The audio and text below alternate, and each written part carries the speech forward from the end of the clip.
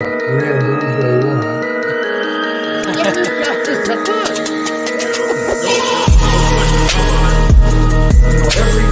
He came from one of the toughest areas of Phoenix. Most of his friends. You got people on the defense talking about it.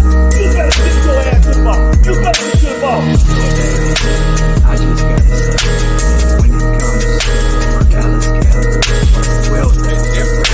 Had you stayed For sure, because they would have thrown it off. Because and I go to bed every night like, G man, I promise you that.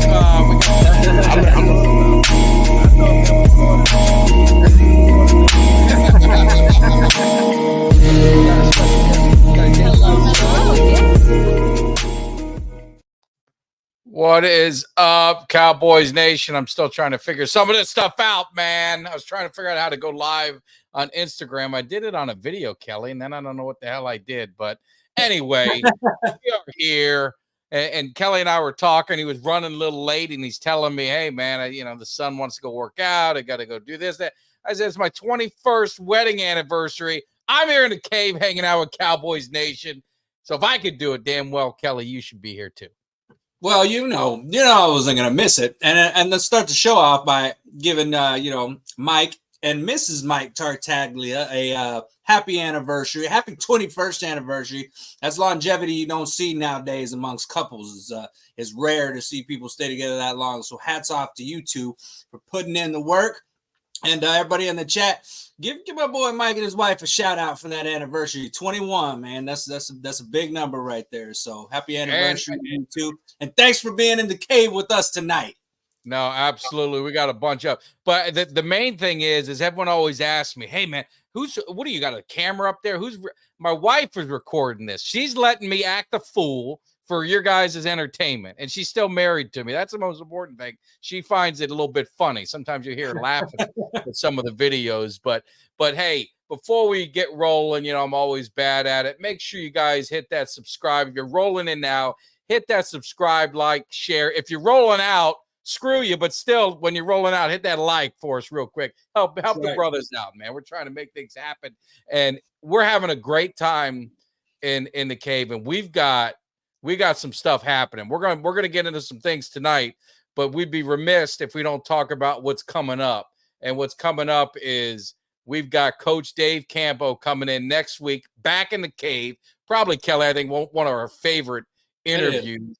And Coach Zimmer was under, he coached under Campo in the 90s, the Super Bowl year when Coach was the head coach, when Campo was the head coach, and then even after. So I'm excited to find out really what he thinks about Coach Zimmer. Was this the right choice? Can he kind of get things going on the defense, and then really get into the culture of the team? Anything else you're looking for? How you feeling about it, Kelly, and also in the chat? Well, yeah, I mean, he had, he was on, Campo did some interviews just recently, after the Green Bay loss. After the Zimmer hire, and they talked about that. And he had some interesting things to say. So I got some follow-up questions for some of those responses that he had. But, yeah, I'm interested to get some insight. He's a guy that knows Mike Zimmer very well, having worked side by side with him, along when the Cowboys had a dynasty that we're trying to get back to. So I feel like he's a good guy to get some insight from because, a lot of people look at Dave Campo and they remember the 3, 5, and 11 years, and that's what they think about when they think of Campo. But Campo was always a solid defensive-minded guy. He was a no-nonsense guy. He was a guy that would get on some ass. We want to talk about a guy who's about accountability. Dave Campo was one of those guys. He just unfortunately was, unlucky. No quarterback. I mean, Jesus. Exactly. No quarterback. Exactly. No quarterback. So he's just kind of unlucky. Wrong time, right moment. As he said that time, he said he grabbed the. Of course, he wasn't going to turn it down, but he knew this. He knew what was going on with that team at the time. Yeah, no, appreciate the love, guys, too. And I'm telling you guys this, and I'm speaking from the heart. And maybe my man Kevin Gogan is watching. You do not, and I'll repeat this one more time. You do not want to miss March 7th when Kevin Gogan, part of the Great Wall of Dallas, comes into the cave. He doesn't do many of these things. And I told the story last week, and I'll say it real quick is, one of my videos on on Instagram, kind of went a little viral with Emmitt Smith and Michael Irvin and a lineman for the Cincinnati Bengals, Willie Anderson, I believe that was his name, commented. He's from Auburn, commented on it, and Kevin Gogan replied to his comment. They were talking about the Great Wall. So I took a Hail Mary. I said, you know what? I love this guy. He's got a lot of character. So we're going to take a shot and see if we can get him in the cave. And then he sent me a message back, a day later, scared the hell out of me, the first part of the message, when he asked me what the hell was wrong with me. But he was laughing. He said his buddy sends him the videos and he loves them. And of course he would come in. So we are excited. But he warned us. He said, hey, tagging K9, I come in with no filter. I'm going to say what's on my mind. I said, that's the way we like it. So this is an interview. We're going to get into the Great Wall. We're going to get into the Cowboys. But what I think for me, and Kelly, I'll let you say what you want. What I want to hear is the thoughts about this team now. Why can't they get over the hump? What does he see? He was at the Ring of Honor ceremony with Jimmy Johnson. What is he seeing in there? And that's what we really want to find. We're spending this off season figuring this out. We're bringing the champions in to help us figure it out. What do you think, Kelly? Yeah, man. I mean, it's great to be able to get the insight from guys that have been there and done it. You know what I mean? And not just guys that have been there and done it, but guys that have been there and done it at the highest level. And they know what that culture looks like. They know what that culture feels like.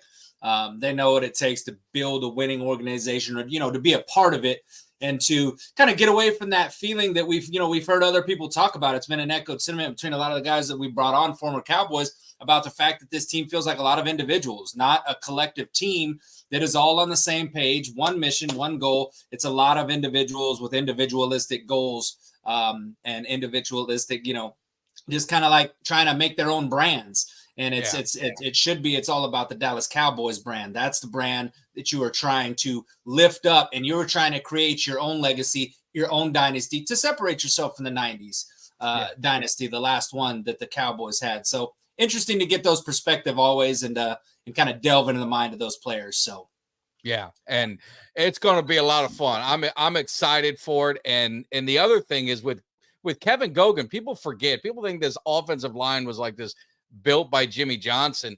Jimmy Johnson got the best out of him, but Kevin, Mark Tuinei, Nate Newton, they were all mid 80s. They were Tom Landry draft picks in 87, 86 in that time frame. And if my memory's right, I have to ask. I think Tuinei started out as a defensive tackle or something. They moved him the line. If my memory's good, if it's wrong, someone I know will correct me. They always do when I mess up. That's what you guys love to do, is correct Kelly and I when we make mistakes. But that's why we love you so much. So, but anyway, that probably leads us to the news that you're hearing, and it's gonna happen. I mean, I think we all gotta, if you're Cowboy fans, you accept it, whether you're for it, against it. But I mean, really, Dak holds a future, for the Cowboys, in my opinion. I mean, they're gonna sign him to a big deal. He'll be the highest paid quarterback for a week or two till someone else gets a contract. We know how that goes. Can't make a whole lot about it. I don't worry about the money, but more importantly, this is going to solidify that Dak's going to be the man, and the future is in his hands, right? Did you say you don't care? You're not worried about the money? Because I feel like there's a lot of Cowboys Nation that's worried about the money. They need to take. You need to let them know when we're going to do that right now. You're not worried about the money. I'm not worried about the money. Why is all these other people worried about the money like they're paying it out of their own damn pockets? Yeah, I don't understand that, and we can get into that a little bit. And I apologize. I had planned to have the phone lines open, and we changed platforms, and I forgot the phone number because it's a Google Voice number. I can't get my personal number out, Kelly. You know how that goes. So I messed up. I got to go back and find it. Unless one of you guys have an old show and know the number, put it in the chat. Don't give me no prank number, because I know the beginning of it. But yeah. But anyway, I don't know why do people worry about what players make? I'll never understand it. I really don't. I understand being invested in the team. I understand thinking that that look, we all invest in the team in terms of time, money, emotion and stuff like that. But we got regular jobs. I'm not an NFL scout, an exec. I don't work for these teams. So it's not my job to be worried about the money. Yes, I can say that I think this is a bad move or whatever. You have the right as a fan to criticize however you see. But when it comes down to the money and what these players are getting paid and this guy's overpaid, I mean, the sports is the only thing that you can do that in, right? It's like I can't go to your job and be like, man, you're overpaid, Mike. They pay you too much damn money, because nobody would ever do that. I mean, I wish some of these NFL players would do that and go in and talk to old Jack at Best Buy from the Geek Squad and be like, man, you were overpaid. You're a bum. You're washed up, man. You shouldn't even be working here at Best Buy. You take your ass down to Radio Shack. Like, it's just, I don't get it. We're not writing these checks. It's coming from these TV deals. And I keep trying to tell people that's where the bulk of that money comes, with TV deals. And Cowboys fans, even if all Cowboys fans quit watching, they'd still have money to pay them because it's the TV deals. And Cowboys fans ain't the only one watching the Cowboys. I guarantee you it's about a 50-50 split. Haters that want to watch us lose, and then Cowboys fans. And then there's probably somewhere in the middle of some casual fans that are just tuned in, whatever. So the TV deals is where billions of dollars literally come from. I saw a deal the other day that said ESPN had renewed Monday Night Football, and I think it was in the billions of dollars just to have Monday Night Football. So, I mean, it is. And obviously, Nick says it best. What's up, my man, Nick?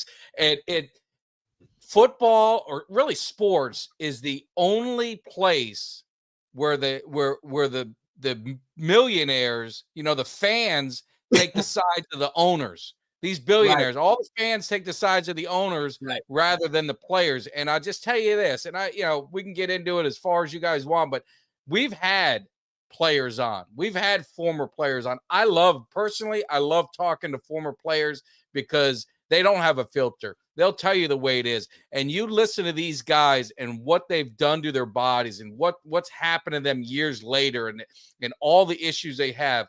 They got to get the money that they can get and get it now. And it's no different. None of us at our job is going to take less money. None of us in our workforce, if another company offered me double of what I'm making today, that's going to be a hard decision for me to say no. I mean, it's no different, but I don't understand it. These billionaires, it's just, and you can take a bigger picture of it. My buddy and I were kind of talking about it, at lunch.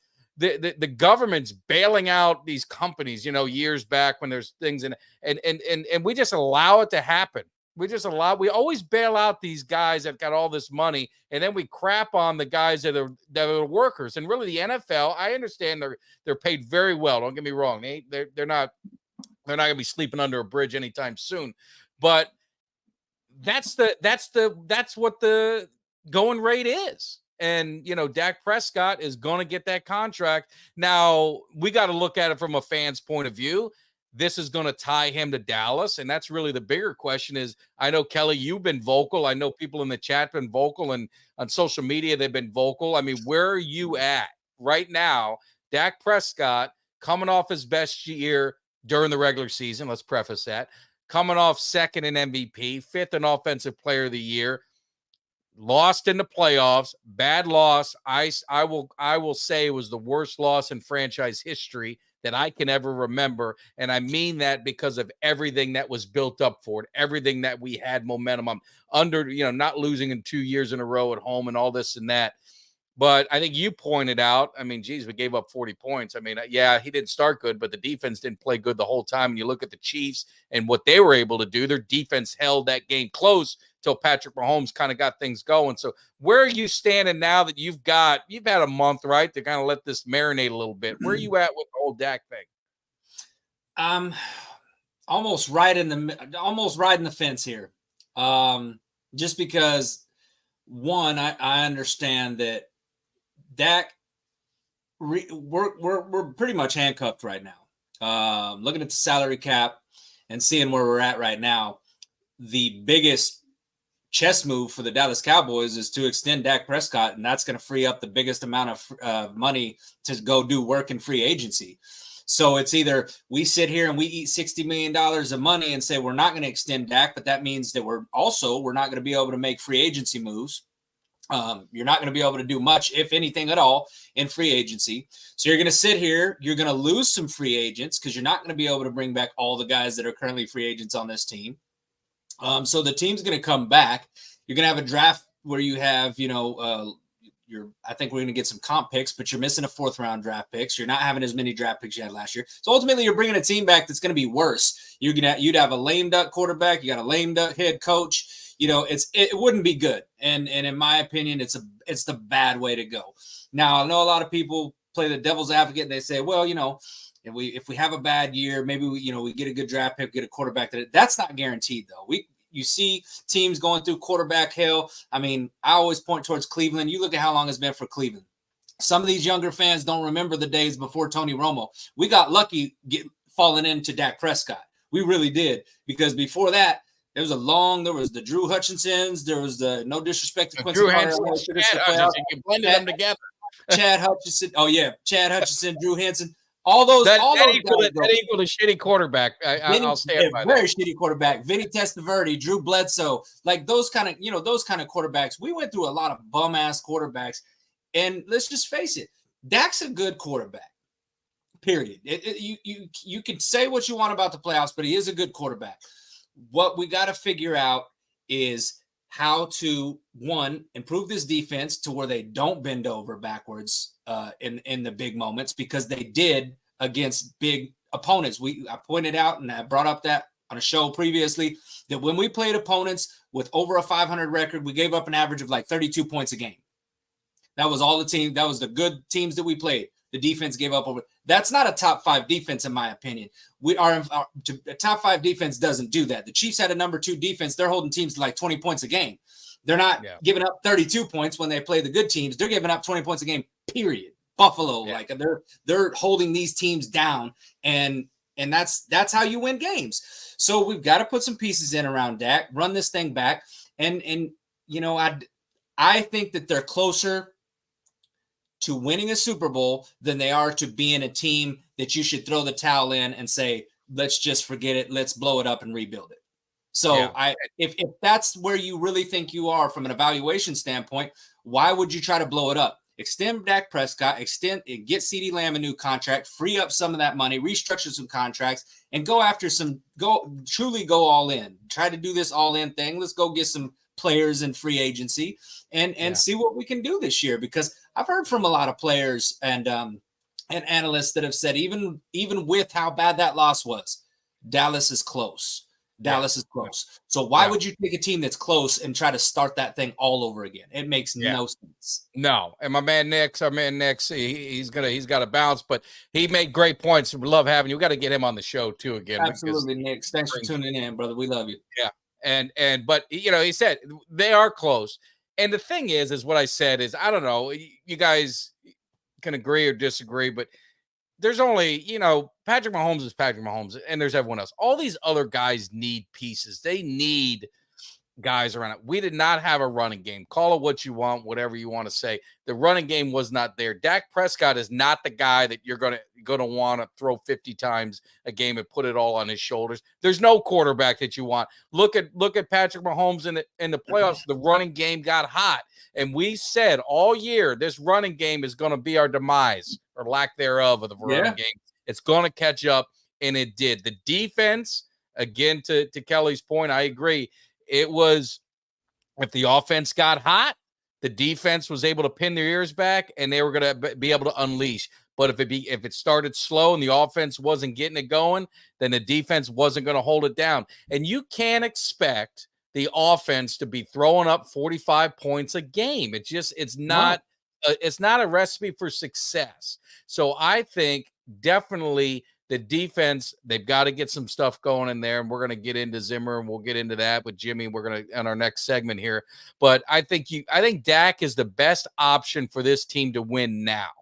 And the window is there. We talked about it on Monday's show, and I didn't write it. I know, NFL.com, top 8 teams with the biggest Super Bowl window now. The Dallas Cowboys were ranked 4 based on youth, based on who they got, talent, contract, salary cap, everything in. They were ranked ahead of the 49ers. That's the only time I've seen them ranked ahead of the 49ers.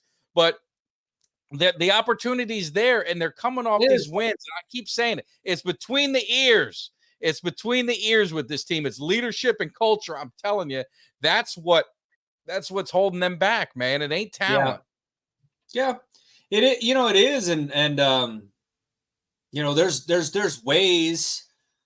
there's ways to make yourself better. Now, I'm a believer that I'm a believer in people being natural born leaders. I think there's people that are born to lead, and that's been the case throughout time in history, whether it's in sports, whether it's in in times of war, whatever it is. I believe certain people are born to be leaders, right?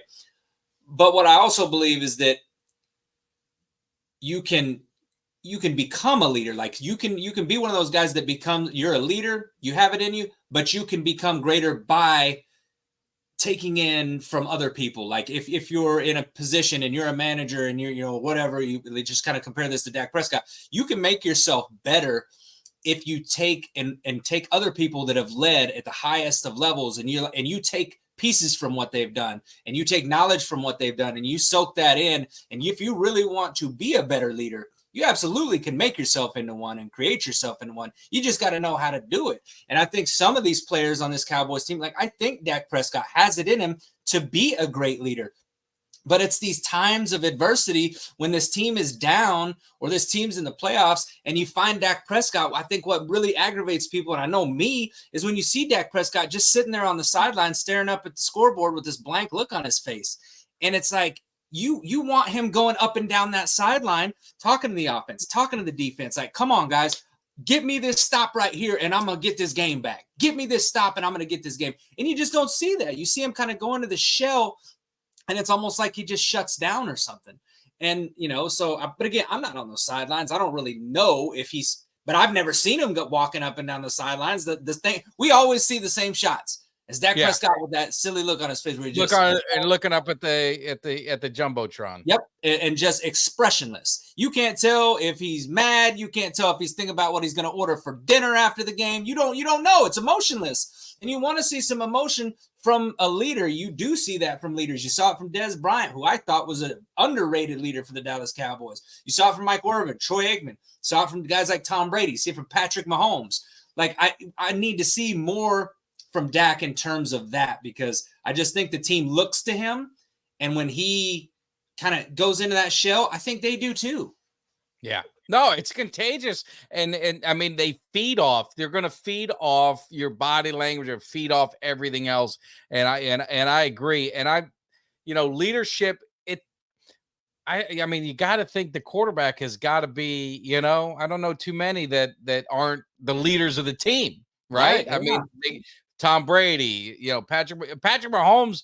I mean, he'll get at his guys. He'll get at the referees. I mean, he's pretty damn vocal. But the one thing he does do, and I think Dak does it well too, he defends his guys. He never throws them under the bus or anything like that. He usually owns, if there's an interception, I got to put the ball a better spot or whatever it is. So it's there, but it is just so psychological with this team and the culture.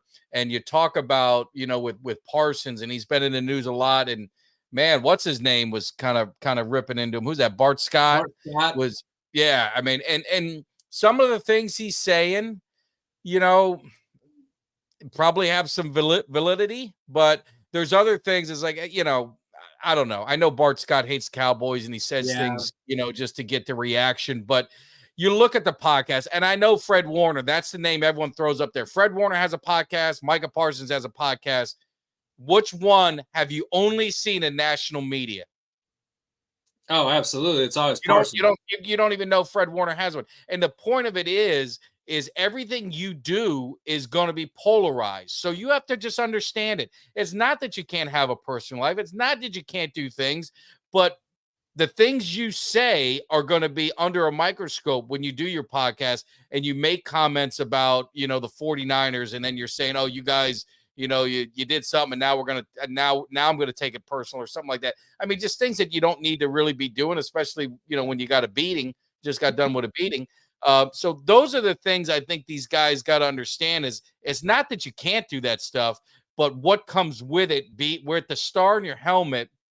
It's elevated 10 times what these other teams are. No one gives two craps about what happens in San Francisco except in San Francisco. And that's just being honest. You never even hear of those guys anywhere. You don't hear much about these other guys. So that's where the Cowboys just got to change the culture and the mentality of their approach during the season. Yeah. Well, I mean, it's all about optics. You know, the anything that the Cowboys do, players do, is magnified. Anything. You know, if a Dallas Cowboys player, if CeeDee Lamb tomorrow got a speeding ticket going 120, and next week it's a New England Patriot, one of their top wide receivers, that's going to be buried. You might not even hear about it. It may be an afterthought. But damn sure if CeeDee Lamb gets cut, they're leading off first take tomorrow. Is CeeDee Lamb a head case in Dallas? You know, it's a different thing playing in Dallas. It's why all these shows, you know, people always sit there and they complain about why does First Take always talking about the Cowboys? Why is Undisputed always talking? Why is Speak for Yourself always talking? Because y'all watch. Like it draws eyeballs to the TV. It makes these dudes paychecks. It's why all these dudes come out and, you know, a guy like Bart Scott, his shtick is hating on the Cowboys. Why? Because it's gimmicky. It's what Stephen A. Smith does. So you get guys like Micah Parsons, and I don't think that, you know, Micah just kind of plays right into their hands because he does. Like Bart Scott said, he responds to everything. You know, I don't necessarily agree that Micah is sensitive, but I do think that at some time you got to put your blockers on, man, and like stop worrying about what the hell the rest of these dudes are talking about, what they think about you, what they're saying about you. Get out there, lock in, do your job, and honestly, just shut up. Now, I don't need to hear from you because we already know the dog that you are on the field. But at some point, your actions need to speak louder than your words. I don't need to hear you on your podcast defending you, sir. I want to see you go out on the field and make these dudes eat their words. Shut them up on the field. And I think that's what a lot of Cowboys Nation wants to see out of Micah Parsons. We look, I mean, got the number 11 jersey rocking right here. We love Micah Parsons. We all love us some Micah Parsons. I don't want him going nowhere. But we want him to go out there and let his play speak for him. We don't need to hear from you on your podcast. Yeah. And I think it'd be a good idea if he shut the podcast down during the season. Yeah. No, and he, you know, and just focus on it. And like I said, it's not that he can't have a personal life. It's not any of that. It's just that everything that comes with these Cowboys gets polarized. The example I can easily give, Sam Hurd. Anyone know who Sam Hurd is? Do you remember Sam Hurd? I remember Sam Hurd. Okay, Sam Hurd was a receiver, didn't even hardly play, right? Little minor success with the Cowboys. He ends up going to Chicago, played with the Bears. Years, you know, played for him a few years. Yeah. When he retired, he got busted trafficking marijuana, truckloads. Yeah. What did the headline say? Did it say former Bear or former Cowboy? Former Dallas Cowboy. I remember. I seen it. He barely played with the Cowboys. Oh no, it don't matter. They could come play the Cowboys for one season and then spend, you know, multiple seasons somewhere else. And it's always former Dallas Cowboy. Because that's what grabs the headlines. Yep. That's what that says it all. Everything. You look at any headline, they will, if the guy was on our roster at some point, they're always going to leave with the Cowboys because that's what the eyeballs want, and that's what people want to see. That's, you know, they want to see us fail, and the Cowboy fans want to see us succeed. So it is a challenge. And speaking of succeed, you know, and the funny thing is Kelly and I didn't mean it. You got it. And the beauty of that, what happened when this Jimmy Johnson kind of news broke, Kelly did a video the same time I did, and then we dropped it at the same time. So you got two reactions and two opinions. We didn't talk. We didn't do anything like that. So you got to hear, you could have found out if we agreed or disagreed. So it was kind of interesting. But Jimmy Johnson, back in the fold, you know, that's what he was down in 560 Miami radio talking to Joe Rose. Used to listen to that a lot when I was living down there. He calls in from time to time and he drops that news, and Jerry talked to him. You know, they talked for about an hour after the Packer game. You see the emotions that we talked about as halftime, the emotions that he has. You saw Michael Irvin's emotion. You see some of this.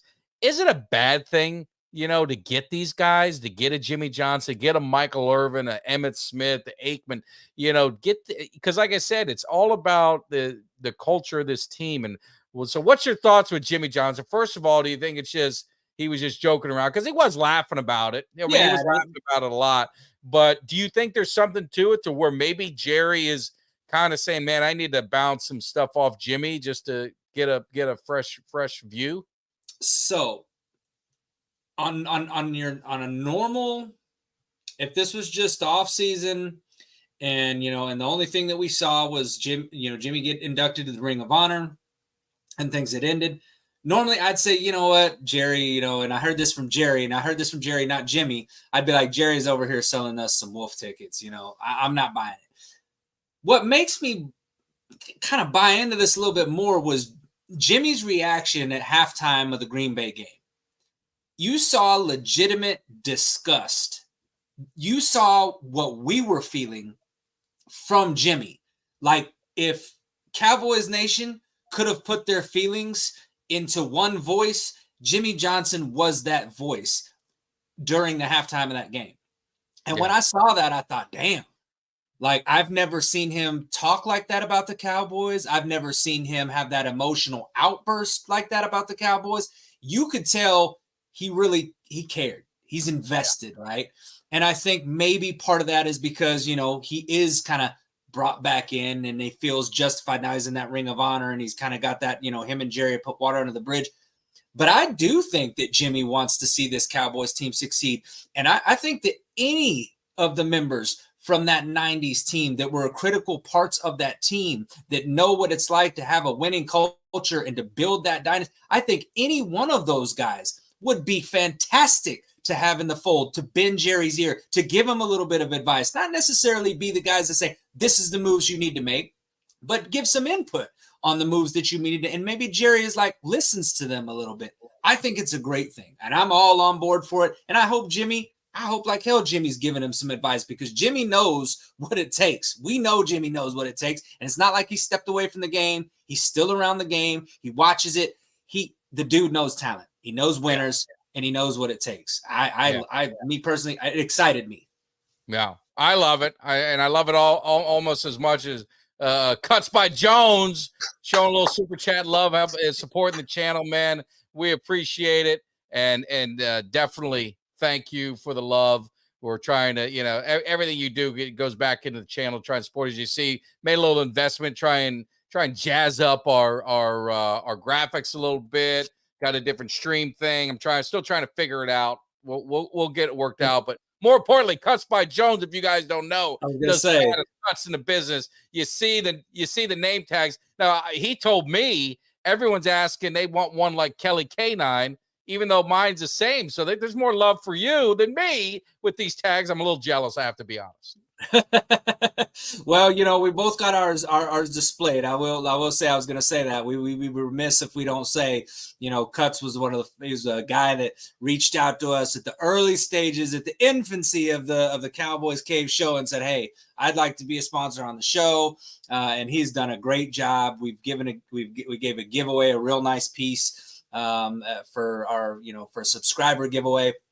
And he does amazing work. So, and not only that, amazing work, he's also an amazing person, an amazing friend, a great connection that both of us have made that, I can't wait to get back to AT&T Stadium, man, because I miss my boys, man. I miss my boys already, so I'm ready to get back and drink a cold one with you guys. I know. I hate the off season. It's too long. But he also, you don't have to be a Cowboys fan. He's done some other stuff. He won't do any Eagles. He won't do any of that. Hopefully I could say that. At least if you do, Cuts, please don't ever take a picture of it and advertise it. Make sure you keep that on the lowdown. And so we'll see. We can't have a sponsor of the Cowboys Cave doing no Philadelphia Eagles and advertising the Eagles Cuts. You send that thing covered up. You don't show nobody. You don't tell nobody. You deny you ever did it. Because the money's green. I got to hate on anyone for making a little bit of money. I got to hate on it. But I love the Jimmy Johnson thing. I don't know how long-term or really what it is, but if you're talking to Jimmy Johnson, it can't be bad. It can't make things worse. Jimmy Johnson, the one thing he knows talent. He knows football. He knows, he knows the feel of the game, the culture, everything that we're talking about with this team. I've seen him do, pregame speeches at Miami, even, when he's retired. You could go YouTube him, man, if you want to listen to him. And he talked about the one thing that he said, and I thought about it, one of these speeches, and sure enough, Law Nation, he probably saw it too when he was talking to the Hurricanes. He was hammering them. We're going to be in condition. You're going to be the best conditioned team. You got to be the best conditioned team because fatigue makes cowards out of us all. And I just kept thinking about in the playoff game, we're tired, this and that. And it's so true. And he said it. So I think it's not a bad thing. If he's at the games, maybe he shows up a little bit more. I know he's got his Fox gig, but maybe he's, maybe he's around a little bit more. And like I said, it ain't a bad thing. Nothing negative can come out of that. Yeah, no, like I said, even if it's, I said that when I dropped a little video, kind of my reaction of how I felt. I said, even if it's at a limited capacity, I'll take it. I mean, I'll take what I can get from Jimmy. And I just think I think it's a good thing. You know what I mean? I think if whether it's Jerry that he's talking to or whether they're like, hey, you know what, you feel free to, talk with, Mike McCarthy and give Mike McCarthy some, it's just all around. It's a good thing. Again, like I've said, and if you can pull knowledge from people that have been there to the top of the mountain, why would you not? I mean, you're trying to get to where they've been. Granted, Mike McCarthy does have a Super Bowl under his belt. There's a lot of guys on this team that have never played in the Super Bowl. You've got Gilmore, obviously, but a lot of them, the majority of them, they've not been there. So why not pull from the guys that have been there? Why not been there a year? Why not take that advice? Why not see if there's something that you haven't been doing that's missing that you can add to that? So-called recipe to make this thing, the 5-star dinner that we're all waiting on, man, which is that 6th Super Bowl trophy in Dallas. So I'm on board for it, regardless of what. Well, Anchor says, are they going to listen? Well, if they don't, they shouldn't be on the team. Because if what hardware does anyone on this team really have? We talked about Gilmore and a couple others, but I mean, you're talking about a guy who had, you could argue 3 rings in Dallas. I can make another argument, and we had Coach Erickson on, and he didn't shy away from it. I mean, Jimmy Johnson kind of got that, obviously he built off even more what Schnellenberger did. He won a national championship at Miami. Miami wins 2 more after he leaves with pretty much all his guys. So you could say he's got 6 rings. I mean, you could really get a part of it. So if you don't listen to that, then you shouldn't be on the team, period. That's the way I look at it. They should be accepting that because when you've got guys like Jimmy Johnson, you've got guys like Michael Irvin, Emmitt Smith, Troy Aikman, Moose Johnston, when they're coming out with more passion and more anger over what happened with the Cowboys than the players, then you've got a problem. And that's where we say a culture problem. And we're going to get into Mike Zimmer because I think Mike Zimmer is going to be able to kind of get that going on the defensive side. I think the offensive side, I think they're all right. I think McCarthy's getting his system in there. I think they get the running back, and that's kind of what I want to lead to because, Kelly, we've got, Coach Campo coming up next week. We got Kevin Gogan, 2-time Super Bowl champion coming in the week after. So we might not be able to get as much into free agency and all that kind of stuff as we're doing that. What are you looking at? And really in the chat as well, is there a players, position? What do you need to see from this Cowboys ownership? There's one show they're all in. I know we touched on it a little bit, but now let's kind of put a little bit more meat on it. Let's hear some names and the style of play or any of that kind of stuff. Yeah, I mean, obviously I'd be thrilled and over the top if they could, he's the top free agent out there. He's also going to be the most expensive one. So I think it's probably a little unrealistic because I think we need more than just one guy. But I mean, a Chris Jones on that defensive line would be pretty amazing just because he's a champion, back-to-back champion, and he plays on the number 2 defensive league. I mean, the guy is amazing. But I'm looking at linebackers. I'm looking at I'm looking at getting a guy like Queen from Baltimore would be great. I mean, the thing is, you don't really know what these free agent guys, whether they want to stay where they're at. I think we could go. There's a couple of tackles. Both the tackles actually from New England are going to be free agent guys. I think one of his Awanye is the right tackle. That's got a guy that's a free agent, good run blocker. Which is something we need. Terrence Steele was terrible last year. I think they need. I wouldn't mind seeing them go ahead and cut bait with Steele. I was going to say, do you they signed him to a deal, and he did play. He played bad. Obviously, coming off that injury, do you just kind of cut your losses and take the hit, or do you just kind of say, all right, we need to give him another year to come back from that injury? I mean, I might. Yeah, I mean, it all depends on what that contract looks like and how much money you're eating. If it makes sense to keep, if it don't make sense to cut him, and you're going to be eating too much of that money, and you're left with too much dead money, you might as well keep him on the team and see if he can get out there. But I think that we definitely need to address some spots on that offensive line because as much as we talk about the running backs, which I do think the running back had a big part in it, run blocking was pretty subpar last year. The run block, we did better at pass blocking than we did run blocking. That offensive line did, and I think so. I think a lot of that is personnel. I do think some of it actually could be with it was a new offensive line coach as well, who last year, who I honestly don't think did the greatest of jobs. So there's a few things that play in there, but I think the biggest thing is honestly just a linebacker. I think that I'd love to address that in free agency. So when it comes down to it, whether it's the linebacker out of Tampa Bay or White or the one from Baltimore, Queen, those are the two biggest names, and those are the two guys that can make the biggest impact. They're both going to be guys that you're going to have to throw some big money at, though. They're going to be wanting some big contracts. So Steele's going to be our right tackle. I was looking at over the cap, and his cap number next year is $11 million.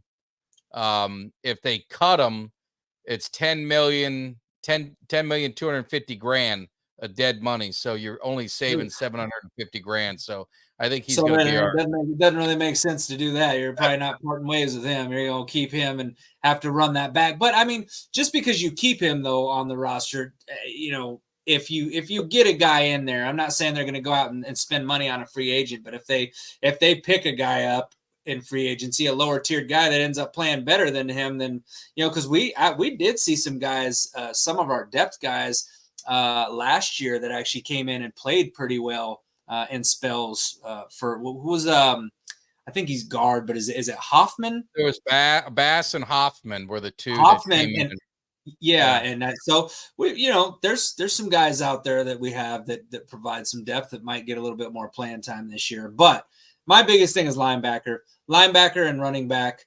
It's going to be curious. It'd be interesting to see, and we'll be able to see more to get realistic expectations, knowing how much cap room we have.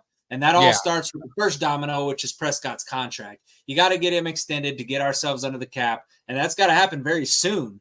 Because we're talking about, the second week in March, free agency begins. We need to be under the cap before that time. So Dak Prescott's going to be extended, and we're going to be seeing a contract signed by him. I would bet within the next week and a half, 2 weeks, that he's under contract. Once we get that, we'll have an idea of how much money we've got who we can go after.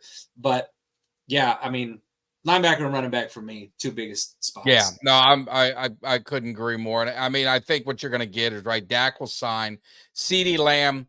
They'll sign him, and the thing is they're going to sign him and save money this year. Yeah, he's about an $18 million cap hit right now. They'll be able to get that number down by stretching out that contract. So that's another good thing. So when you hear this all in, they should be able to free up Michael Gallup. That's going to free up about 5 or 6 million, cutting him, or 9 million of cap savings. But then they got a 4 million cap hit. But there's areas where they can definitely. The interesting one too is Brandon Cooks. Do you bring him back? he's at 10 million. If they cut him post June, they take a 2 million hit, but they save 8 million. So I mean, there's things that they can do. I hope they bring Brandon Cooks back. I liked him. I think he brought something to the offense. But I agree with you. Gallup. Running back has got to be a priority. Linebacker has got to be a priority. I mean, I think if you look at Zimmer, look at the linebackers he's had. He's always had pretty good linebackers. And he not always had the biggest guys. There was that tandem that Dallas had for a long time of Dat Wynn and Dexter Coakley that, I mean, they were side to side, fast guys that weren't huge, but man, they played some defense. They were hitters. And so I wouldn't mind seeing something like that. So I think they've got to do it, but running back, Barkley, you got Jacobs, you got Henry. Don't you feel they've got to get a proven guy that has a track record? I know it's not the sexy thing now, right? These running backs, they worry about their life, but we have got to get a guy in here that can be the horse. I agree. They need a lead back, and I just don't know that. I don't know that you really want to bank on bringing in a rookie and depending on a rookie to do that for you. I think that they do need I think they do need a lead back. And it's funny because I saw an article today as we're talking about that, and it's on Facebook. This article, and it was saying, do you entertain bringing back Ezekiel Elliott? That's a big thing that a lot of people talked about. I've heard Zeke I think he would love to be back in Dallas. I think, at least I think. I'm not 100% sure on that. I don't know what he thinks, but in my opinion, I don't think we go there. I think that you got to get somebody that's got a little bit more pop. I thought Zeke had some nice games there in New England, but I didn't see like this rejuvenation that made me think, oh man, we're missing out on somebody. We got to bring him back in. I mean, I love Zeke. Everybody loves Zeke. He's a great teammate. I think he's a great guy to have around on the team. I just don't think he brings the pop that we're needing. I think we need a little bit more than that. And maybe if he came back in a backup role and he was our secondary back, maybe I'd be there for that. In terms of the running backs, it'll be very interesting to see because, you've got the whole running back market right now. And, everybody's saying, well, Barkley, they're like, he's going to be expensive. He's looking for 13 to 15 million a year. And I said, well, he could be looking for it. Doesn't mean he's going to get it. Doesn't mean he's going to get it because he was looking for it from New York last year. And they're like, nah, we'll give you 11. And he played for like 1 million more than the franchise tag, which the franchise was 10 million. So he ended up playing for 11. So, and you saw last year, there was these names out there, these running backs that are holding out. I mean, was it Eckler? Eckler held out for a while before eventually he realized they weren't budging. They're like, we'll play the season without you. So he had to sign his franchise tag. A lot of these guys saying that they were going to say Saquon Barkley was one, said he was going to sit out. Ended up signing a deal. Like I said, it was $1 million over. But, these running backs, just because they want to get paid that amount doesn't mean they're going to. We've seen the running back market take a hit as of recent. I don't think any one of those running backs, honestly, I don't think Jacobs, I don't think Saquon, and I don't think Derrick Henry. I don't think none of those guys are getting near what they're going to be looking for. I really don't. No, when free agency as it gets going, unless Dallas were to jump on them quick, the money gets dried up, and that's what happens with those guys. And it is a young man's position. But I think for the Cowboys, if the Cowboys weren't ready to win now, like let's say, all right, we're kind of a mid-tier team, I wouldn't pay a running back.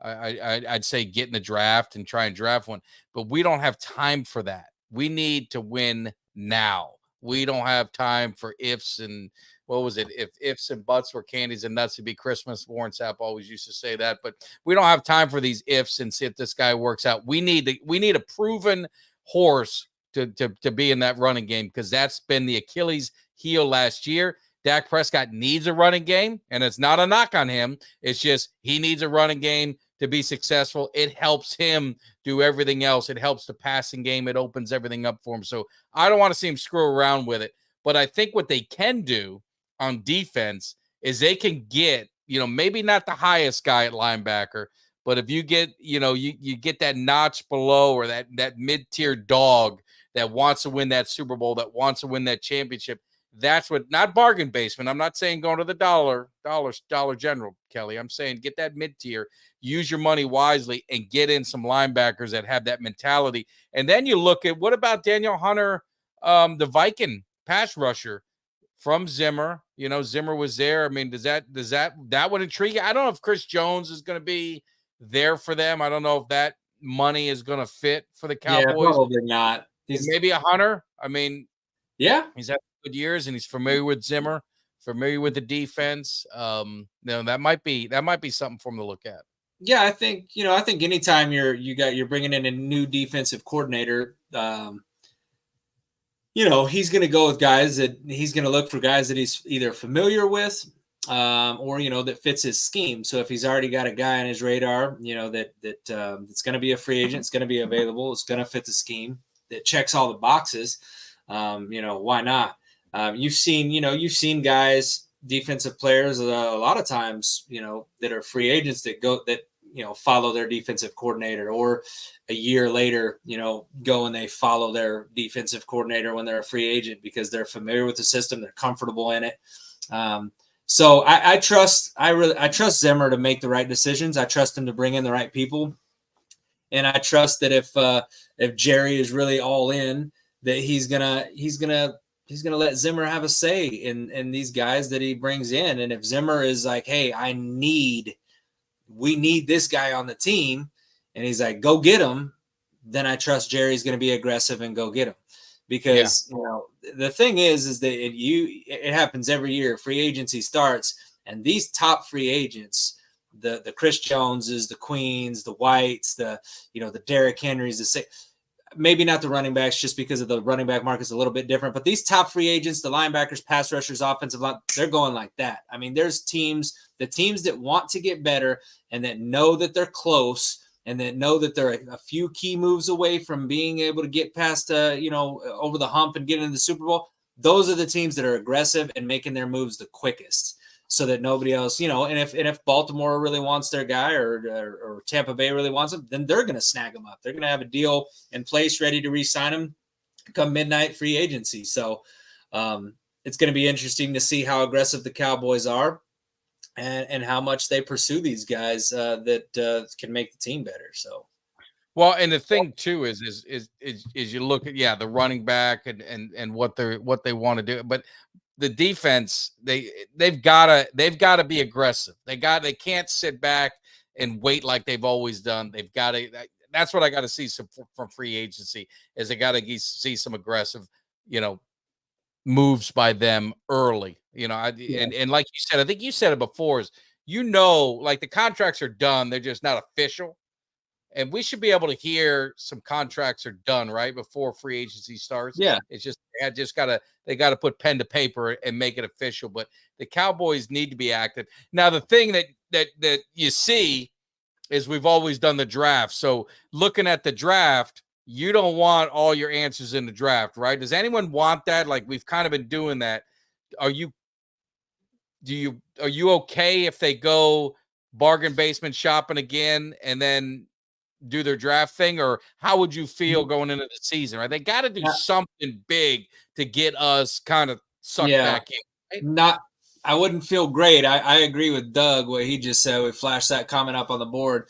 If Jerry's all in, you must get a couple of day one free agents. I feel that way. I feel that,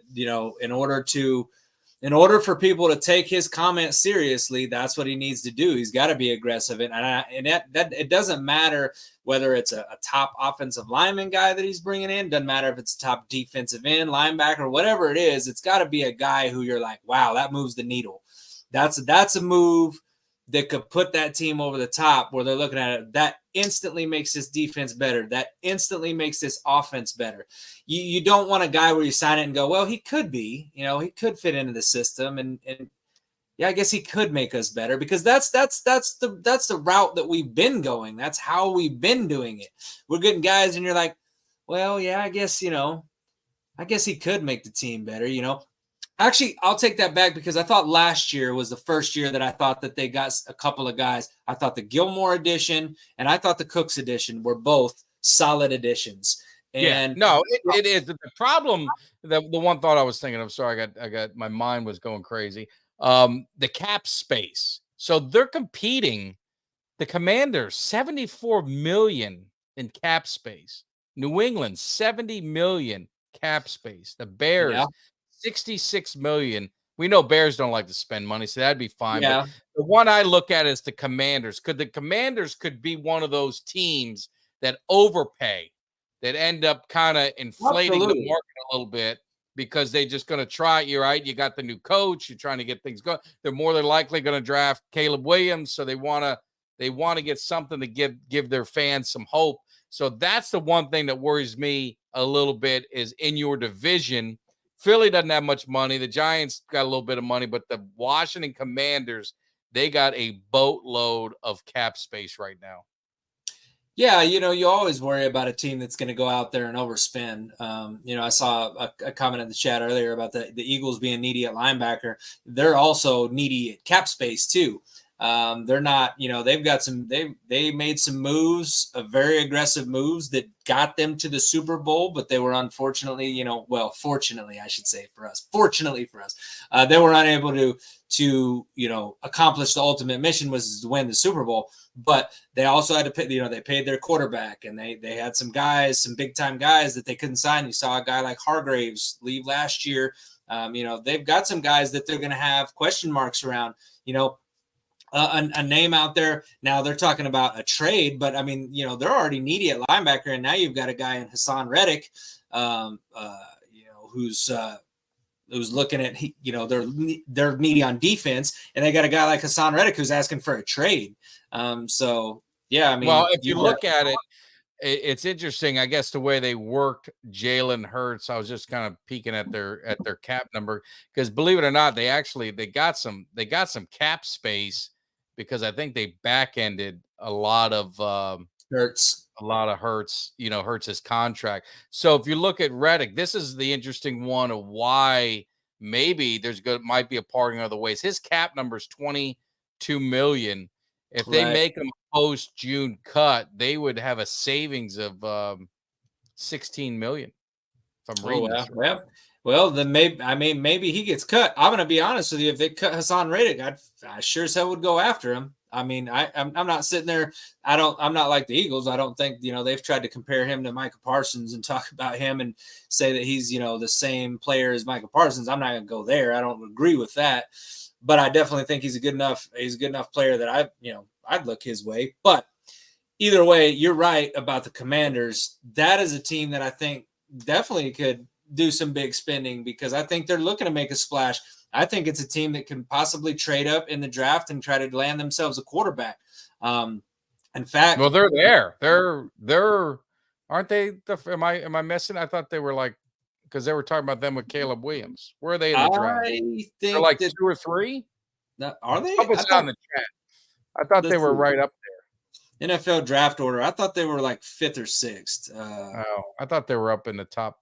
Washington's 2. They're 2. Well, then they are going to get a quarterback. They're either going to get Williams or May, whichever one they go. More than likely, it'll be Drake May from Duke. Well, not to go too off the cuff here, but I would enjoy it if they traded up to the number 1 and drafted Caleb Williams, because I don't think Caleb Williams is going to pan out. I don't know why I feel the way that I feel. I think he is mentally soft, and I think he's going to be a bust. And I would love it if they went and drafted him, because I would think that it would be a great move for the Cowboys to be able to play against him a couple times a year. I don't see. Well, and I'm not. Hey, man, I want to be sensitive, but I mean, the guy was crying in the stands with his, sitting on his mom's lap after a game. I'm just saying, I just don't know. That's tough. That's tough. It's tough. Players are different nowadays, man. Players are different nowadays, and some of these guys just ain't mentally built for it. And I'm not buying in on the Caleb Williams hype. Somebody's gonna get him. I never did. I don't. No. I hadn't been buying in on him for a while, and I remember watching one of his games earlier in the year, and I think it was the game when they played. Was it Notre Dame? And Notre Dame just smoked them. And I remember watching the game, and I'm sitting there and I'm watching him play, and I'm thinking, just like, what's the fuss behind this guy? Like, there's people talking about this dude, like, yeah, he's a consensus #1, and yeah, he's gonna be the best. And I'm like, is he though? Like, I watched 2 of his games this year, and both of them ended up being losses. And I thought to myself, I was like, I'm not buying Caleb Williams. Long story short. So if Washington ends up with him, by all means do it. But you're right.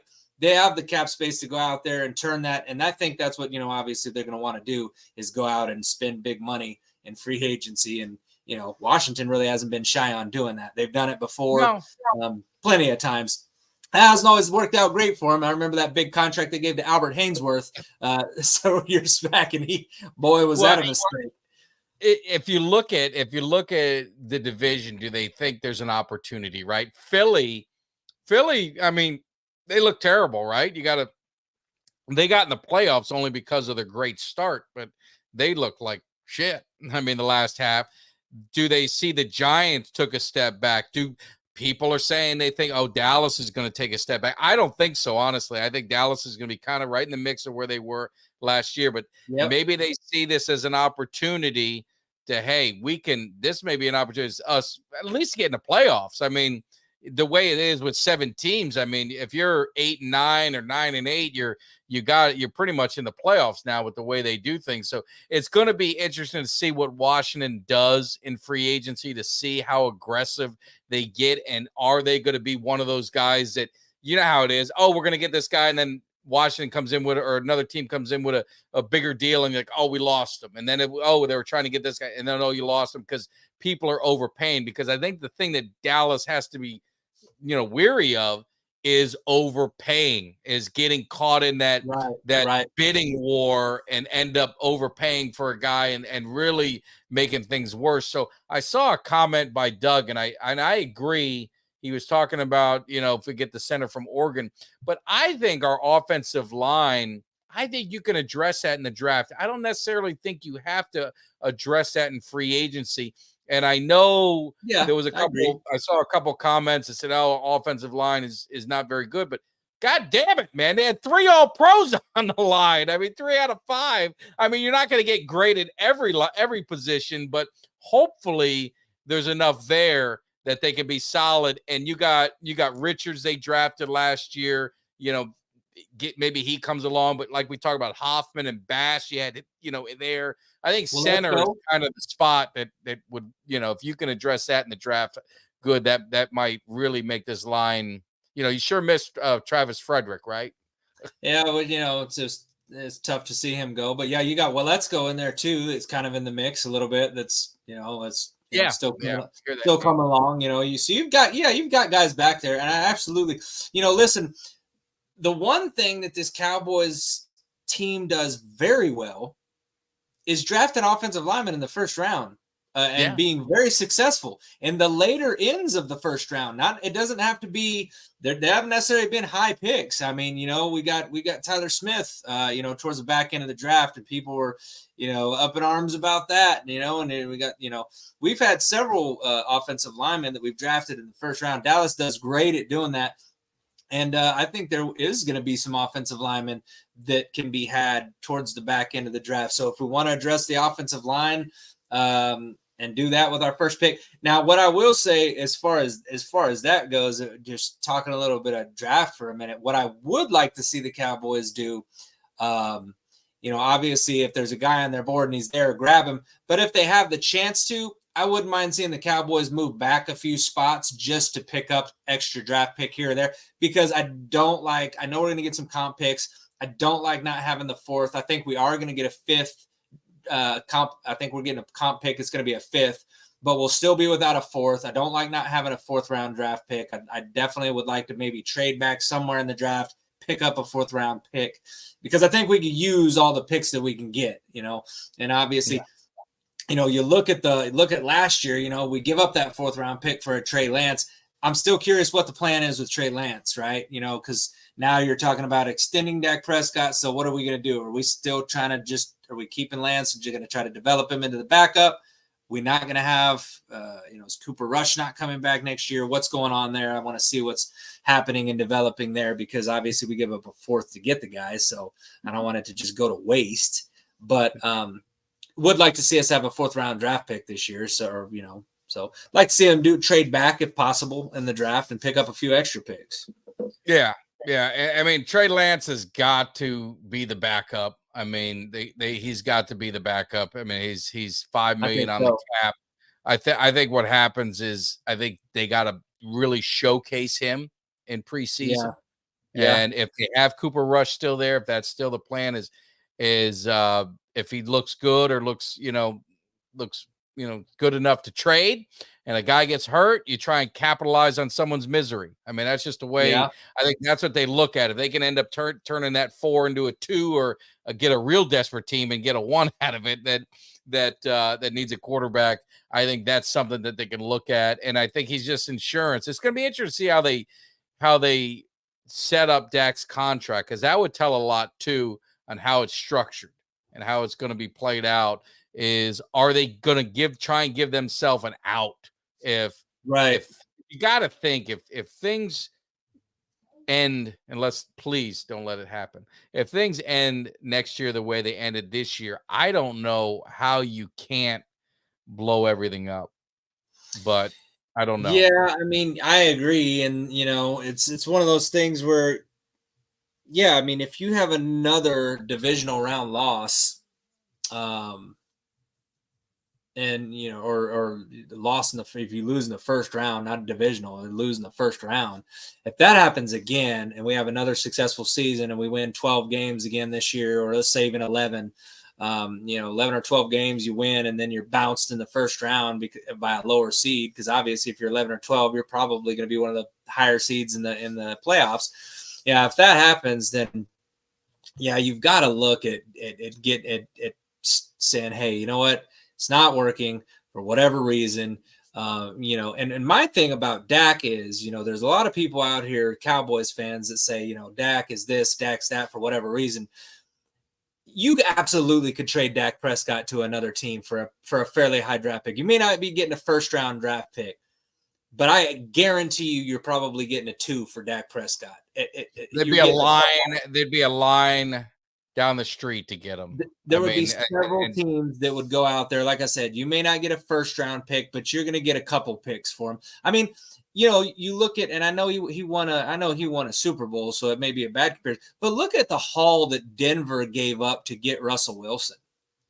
Yeah. I mean, and he was on the downside of a Super Bowl, wasn't having great statistical years. The last 2 years before Denver gave up all that draft capital to get him, I'd argue that Russell Wilson was borderline falling out of the top 10 QBs in the league at that point. And I when they gave up all that, I thought, holy cow. So it's possible you could get a 1st round pick for Dak Prescott. I think he would command a 1st. I think, if you decided after this year that he's not going to work, shop him, and I guarantee you there's going to be teams that, I watched your show the night a few weeks ago. Jimmy was talking about, he's like, we'd jump all over Dak Prescott, I think there's plenty of teams that would be in the market for a Dak Prescott. He's still young enough. He's still talented enough. People say, they're like, he's peaked. He's at the career where he's not going to get better. Well, how do you know that? He just had his 2nd in MVP. He had his best statistical season. This is his prime years, man. Yeah, you look at all these quarterbacks. These quarterbacks today, the 30s are their prime years. I mean, they all look at all it's not the day of old where these guys are broken down. They don't get hit a lot. I mean, he's been relatively healthy. The only injuries he's had have been like broken bone, some freak thing. It's not like he's got a back injury, or it's not like he's had, chronic problems, head injuries and things like that. He's pretty damn healthy, so he would definitely create it. Now, hopefully this doesn't happen. We want Dak here. We want to win Super Bowl with him and get all and shut these haters up. But the pressure, and we'll wrap this up because we're jumping over an hour, but the pressure he's going to be under is gonna be like nothing he's ever dealt with.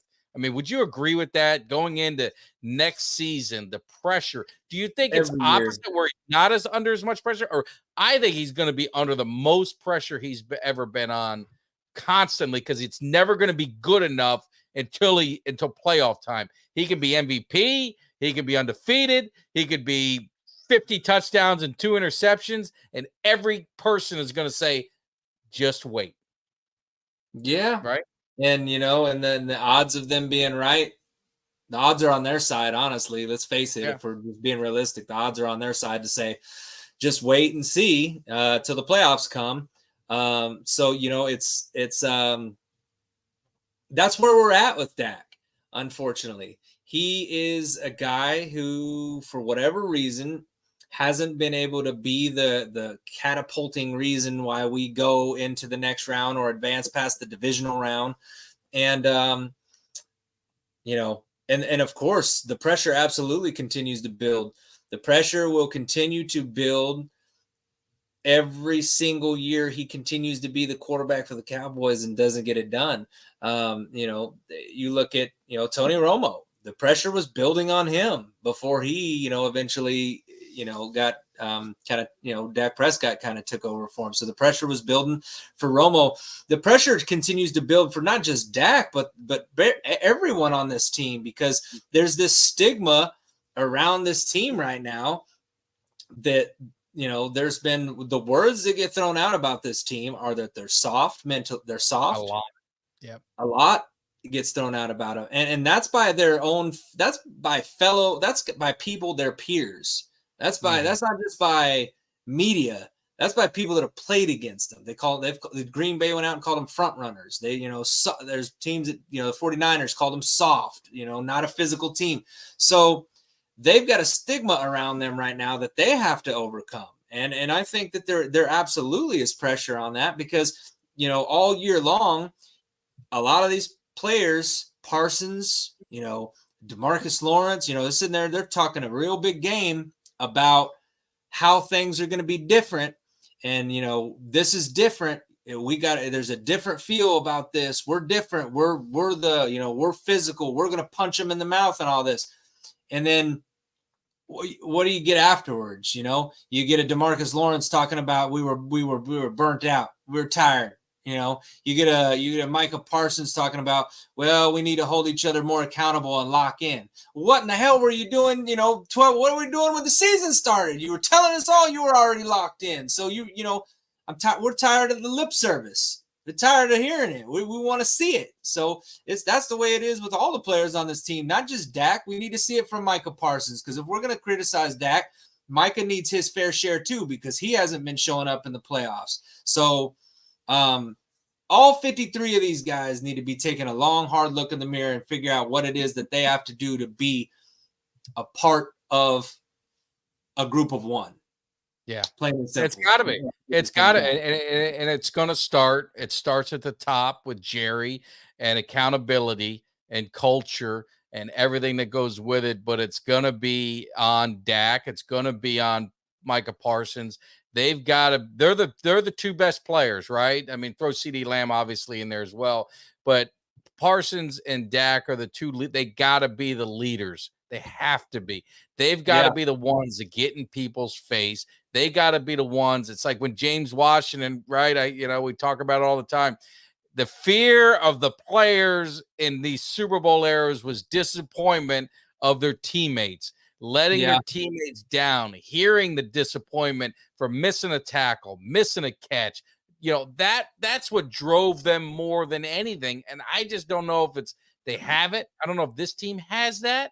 You see some of these other teams, you kind of feel that they do. It's like I said, when you watch the Chiefs, you watch 49ers, they felt different. The intensity on the defense and the defense is the fuel, man. I always believe that the defense is the fuel to the fire for the team.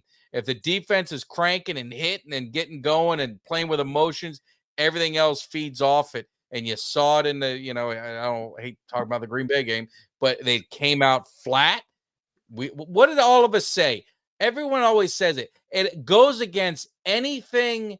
If you're an analytical person, you always kick first. You always want that ball in the second half. You always want to try and double up with a 2-minute warning. But I don't know a Cowboy fan that wasn't screaming, we want the ball first, because they know if we don't get off to a quick start, then shit tumbles for them. It just snowballs up, and that's exactly what happened, right? They go right down the field and they score. And it just kind of felt the air get sucked out of everything. And then a little concern, right? Even at home, we're like, oh man, they score. Well, if we get this, and then the offense doesn't.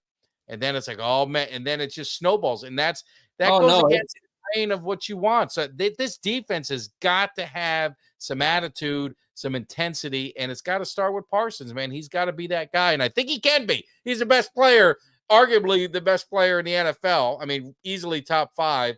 But he's got to be the one to lead by example and to do it. Yeah, and the last thing I'll say about that is just that, I'm not making an excuse for him, because I do like to hold people accountable, and I feel that you got to be accountable if you're a pro playing at this level. But what I will say for Parsons is he's still very young, right? And we can sit there and we can try to hold these guys to a higher standard than we hold ourselves when it comes to how we were at that age, because how accountable were any of us at the age of 24, 25? Granted, we weren't getting paid millions of dollars, but that doesn't change the fact that he's still got the maturity of a 24-year-old, basically a kid still, Granted, you're a young man, but I'm just saying it's one of those things where sometimes you do have to grow up, and that maturation process may take a little bit longer. And maybe he's finally starting to see that. Maybe the light bulb is going off, because I do think Michael Parsons wants to be great. And I do think he can be great. And I do think that he realizes to be great, you have to accomplish great things. And a one and done in the playoffs is not great. A divisional round appearance and getting bounced ain't great. Getting beat at home and getting your head pounded in by, the 7th seed ain't great. Winning a Super Bowl is how you do that. And I think he knows that. I think CeeDee Lamb, I think a lot of these guys know it. It's just a matter of, do you put plan to action? A famous saying from a great boss of mine, he used to actually, my grandpa actually said this same thing. He said, plan your work and work your plan. And that's what the Cowboys need to do. You get you plan it out, and then you go to work and work that plan. And that's what the Cowboys need to do. That's what we all want to see. We all want it. We all know what it is, and we feel like we know what it takes. We feel like it's like, all right, it's right there. It's right there. You just got to go get it. So hopefully these players can put it together this offseason. But, it's a long process, and it's going to require a lot of things. So we'll see how it starts. No, we'll see. And I'll just say, my old boss, who I love to death, he sold us that every year when our sales stuff came out. He said, work the plan. That's what you got to do. And but hey, we're gonna close with this as just a reminder for anyone who missed the beginning. The next 2 weeks, we got to combine 3, 5. If you throw in some national titles, you're talking about 6 championships between the 2 of these people. Next week, Thursday, it's going to be at a special time because my man's on the East Coast. So Kelly's got to adapt to us on the East. It's going to be 8 p.m. Eastern, 7 p.m. Central. Coach Campo coming back in the cave. Those of you who missed it, he was in last year, and he brought it all. This one, we're going to be narrow focus on the defense and culture, and then anything else. And I would encourage you guys, ask some questions in the chat, be part of it, because we all want the answers. This man has done it. This man has been part of championship teams. So he's going to be coming in. And then the next week, we got Big Nasty Kevin Gogan, part of the Great Wall of Dallas. I mean, you want to talk about Big Nasty. This guy got thrown out of the Pro Bowl for fighting. He was voted the dirtiest player in the NFL. We're going to find out. Does he take that as an honor? Did it bother him? What's his thoughts? He's already told us, no filter. You guys get ready because I'm bringing it, and we're excited. So we're going to find, again, what's his thoughts on this Cowboys team, the culture. Also, looking back at the 90s, what made them so special? That offensive line, was it them Was it Emmett? You're going to get me started, get me heated. I want his opinion on it. What was the driver of it? Because it's funny. The reason he's on was a comment, and the comment was about Emmitt Smith. And I don't know if you get this, because I don't know how much you tweet about Emmitt Smith or any of that. If I tweet about Emmitt Smith, what do you think a comment I always get? Barry's better.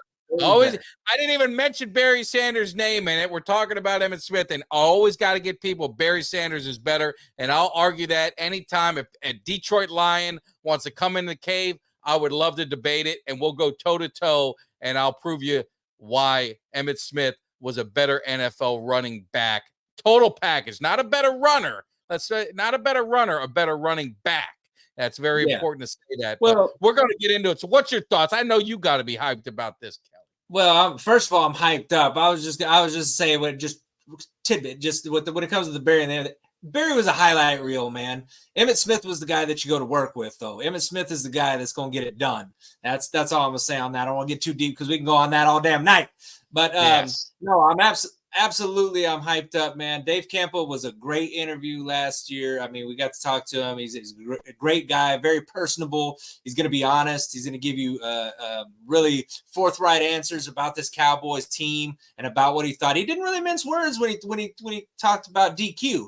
No. You know, and we're going to get into that and ask him, you know, kind of what he meant on that, maybe to clarify that up a little bit. But he did talk about Quinn being a little bit too buddy with some of these players, and how he thinks that Zimmer can correct that and you know, and turn that around, get these guys more accountable, and be a guy who's going to be more a boss type guy than to be a player's guy, right? So that's going to be good. And then getting a guy like, you know, a big nasty offensive lineman who's got no filter and who's not scared to tell it what it is. I mean, let's just say I envision this man as being the Eugene Lockhart of the offense when it comes to how he's going to break things down and articulate the things that he's going to say when he comes on the cave. So you guys are going to be in for a treat on that one. So make sure you don't miss either one of them.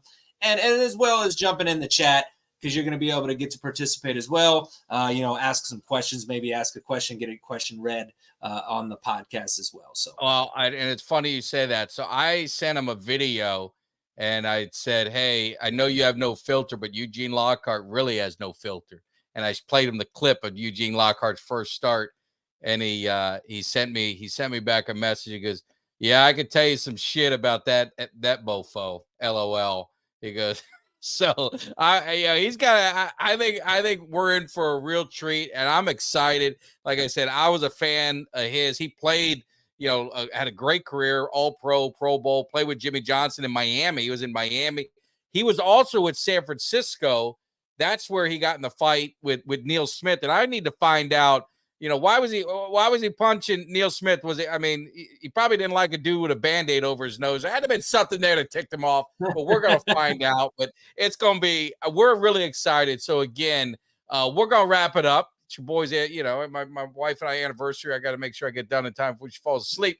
But more importantly, hit that subscribe, like, share. We know it's the off season. We know sometimes, hey man, I'm cowboyed out and this and that. But what we're doing in the cave is you know, between Kelly and I, and obviously Jimmy on Monday, we are bringing you guys some champions. We're gonna get this cowboy, your mind right, to feel like a champion, because you gotta feel like a champion to be a champion, and we can't get it on the field, so we're gonna bring the past in of champions and get this thing going. And hopefully these players are listening. Hopefully they're taking some of this in, and we can build a championship team for the Dallas Cowboys next year. Because I had a memory come up 15 years ago. I was talking about the road to 6 starts on Sunday, and man, it's now we're what are we creeping on 30 years, or is this 29? I'm losing track. Too damn long, man. Too damn long. Yeah. It's funny when those painful Facebook memories pop back up and smack you in the face, man. Because I've had a few of those myself. So yeah,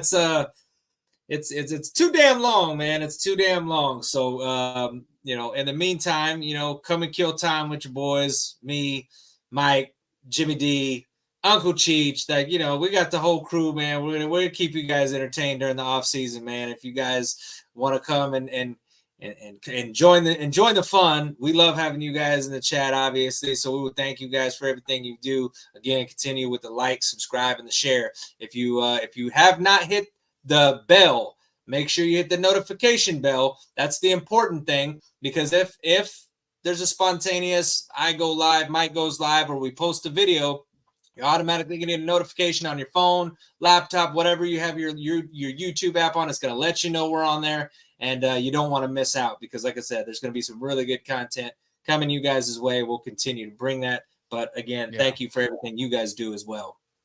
No, absolutely. Without it, we couldn't do it. But make sure, hey, do your boys a favor. Put a little message on Twitter, social media. Talk about the Cowboys Cave, because it's amazing. There's people every day that I'll run into or talk to that doesn't know that we have a channel, that we're live on YouTube, and it gives us an opportunity. I mean, tweeting's nice, but to be able to talk to you guys, and I apologize for the phone. I'm going to find the phone number. I got to go back to an old show and find out what the number is.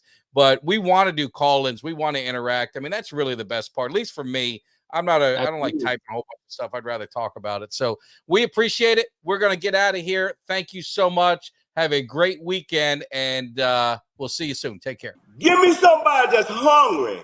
Give me somebody that's hungry. I need somebody.